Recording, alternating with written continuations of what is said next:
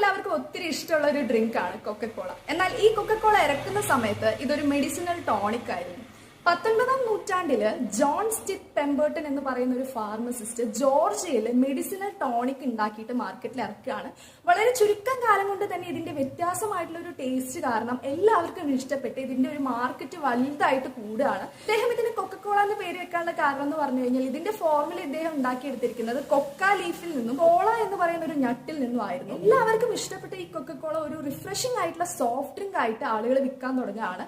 കാലം പുരോഗമിച്ചതോടുകൂടി തന്നെ അദ്ദേഹം അതിന്റെ ഫോർമുലയിൽ കാര്യമായിട്ടുള്ള മാറ്റങ്ങൾ വരുത്തുകയും ഇന്ന് ലോകം തന്നെ ഭരിക്കുന്ന one of the best brand ആയിട്ട് കൊക്കക്കോള വളരെയാണ്.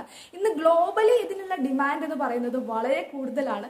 കൊക്കക്കോള ഇല്ലാതെ എന്ത് ആഘോഷം എന്നുള്ള രീതിയിൽ വരെ ഈ ഒരു ബ്രാൻഡ് വളർന്നെത്തിയിരിക്കുകയാണ്. മെഡിസിനൽ ടോണിക് ആയിട്ട് തുടങ്ങിയിട്ട് ഇന്നിപ്പോ ലോകം തന്നെ ഭരിക്കുന്ന വൺ ഓഫ് ദ ബ്രാൻഡ് ആയിട്ട് കൊക്കക്കോള മാറിയിരിക്കും.